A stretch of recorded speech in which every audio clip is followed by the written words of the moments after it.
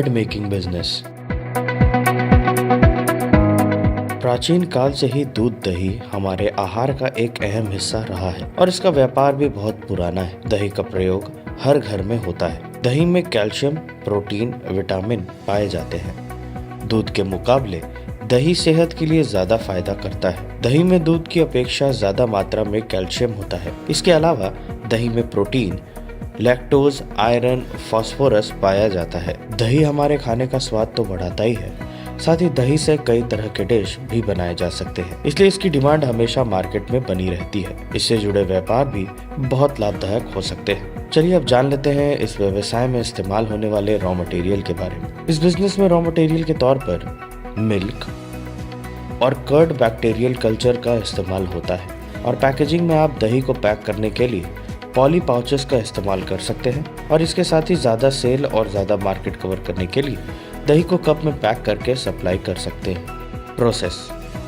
चलिए अब आपको बताते हैं कर्ड मेकिंग यानी दही बनाने के लिए आपको किन किन स्टेप्स को फॉलो करना होगा। सबसे पहले रॉ मिल्क को कलेक्ट करना होगा, फिर प्रोक्योर किए गए मिल्क की testing agricultural and processed food products export development authority APEDA द्वारा निर्धारित मानकों के अनुसार की जाती है। फिर उसे चिलिंग प्रोसेस के जरिए ठंडा किया जाता है। इस प्रोसेस में मिल्क को फिल्टर करते हैं और उसको स्टोरेज टैंक्स में कंट्रोल्ड एटमॉस्फेयर के साथ 4 डिग्री सेल्सियस टेम्परेचर पर स्टोर करते हैं। दूध ठंडा करने के बाद फैट और नॉन फैट वाले दूध को फाइनल प्रोडक्ट के रिक्वायर्ड फैट कंटेंट के अकॉर्डिंग बैलेंस किया जाता है। इसके बाद मिल्क का पास्चराइजेशन किया जाता है, जिसमें मिल्क को 80 से 85 डिग्री सेल्सियस टेम्परेचर तक 30 मिनट के लिए गर्म करते हैं। ये प्रोसेस मिल्क में प्रेजेंट स्पॉइलेज माइक्रो ऑर्गेनिजम्स को रिड्यूस करता है और मिल्क के प्रोटीन को स्टेबल कर्ड बनाने में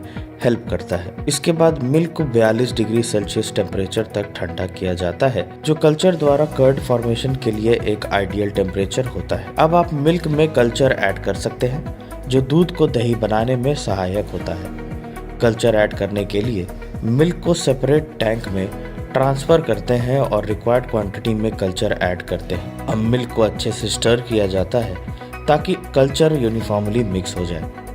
अब इस मिक्स्ड मिल्क की पैकेजिंग की जाती है। पैकेजिंग को वेट और रिक्वायरमेंट के अकॉर्डिंग डिफरेंट कंटेनर्स में किया जाता है। अब आप इन्हें पैक करके इंक्यूबेशन रूम में फीड करेंगे। इंक्यूबेशन रूम में पैक्ड कर्ड को 4 से 5 घंटे के लिए 42 डिग्री सेल्सियस तक रखा जाता है। इंक्यूबेशन प्रोसेस में मिल्क का फर्मेंटेशन होता है। इसके बाद कर्ड के pH की जांच की जाती है, जो कि 4.5 होना चाहिए। इंक्यूबेशन की प्रोसेस के बाद पैक्ड कर्ड को कंट्रोल्ड एटमॉस्फेयर में -2 से -4 डिग्री सेल्सियस टेम्परेचर पर स्टोर किया जाता है। 1 से 2 घंटे स्टोर करने के बाद इसका pH और क्वालिटी चेक की जाती है और फिर रिक्वायरमेंट के अकॉर्डिंग मार्केट में सप्लाई किया जाता है। दही एक ऐसा खाद्य पदार्थ है जिसको बनाने के लिए कुछ ज्यादा मशीनों की जरूरत नहीं पड़ती है, लेकिन इंडस्ट्री शुरू करने के लिए आपको कुछ मशीनों की जरूरत जरूर पड़ेगी, जैसे दही SS tank, incubation room, cold room, दही packaging machine, thermizer, homogenizer etcetera. Area, इस यूनिट को अगर आप शुरू करते हैं तो आपको 1500 स्क्वायर फीट एरिया की जरूरत होगी। जो एरिया आप इस वीडियो में देख रहे हैं वो करीबन 6000 स्क्वायर मीटर है। ये प्लांट फुली ऑटोमेटिक प्लांट है।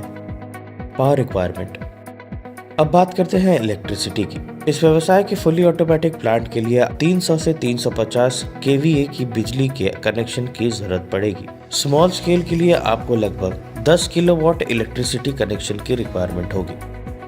मैन पावर, आपको स्मॉल स्केल पर प्लांट सेटअप करने के लिए लगभग 7 से 8 और फुली ऑटोमेटिक प्लांट को रन करने के लिए लगभग 65 से 70 मैन पावर की जरूरत होगी, जिसमें ऑपरेटर, स्किल्ड और अनस्किल्ड लेबर, मैनेजर आदि शामिल हैं। इन्वेस्टमेंट एंड प्रॉफिटेबिलिटी, जब हम किसी व्यवसाय को शुरू करना चाहते हैं तो सबसे पहले हम ये जानना चाहते हैं कि इस व्यवसाय को शुरू करने के लिए हमें कितनी इन्वेस्टमेंट की जरूरत होगी और इस व्यवसाय से हम कितना लाभ कमा सकते हैं। कर्ड मैन्युफैक्चरिंग बिजनेस को स्मॉल स्केल पर शुरू करने के लिए आपको जिन मशीनों की जरूरत होगी उसकी कीमत लगभग 8 लाख रुपए होगी। लेकिन जो मशीन आप इस वीडियो में देख रहे हैं उसकी कॉस्ट लगभग 2.5 करोड़ रुपए है।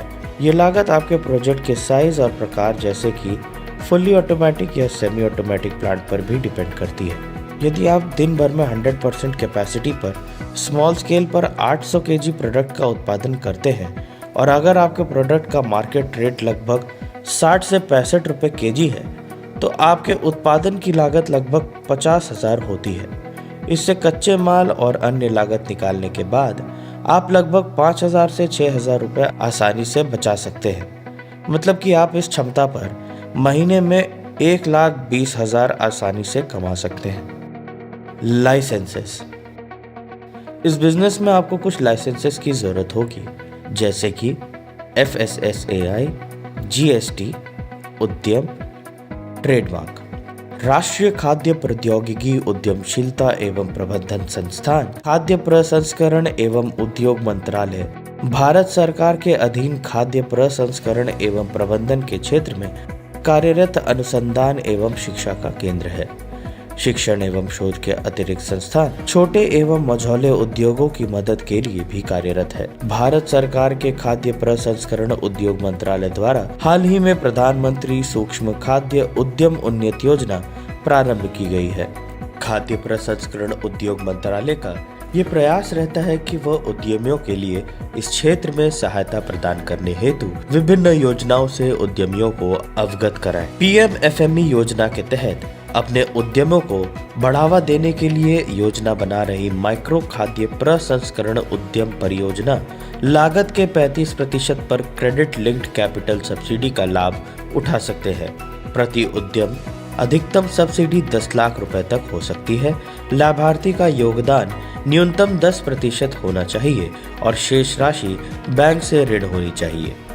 यह योजना 35% क्रेडिट लिंक्ड अनुदान के साथ संपूर्ण मूल्य श्रृंखला के साथ पूंजी निवेश के लिए FPO, SHG, निर्माता सहकारी समितियों को सहायता प्रदान करेगी।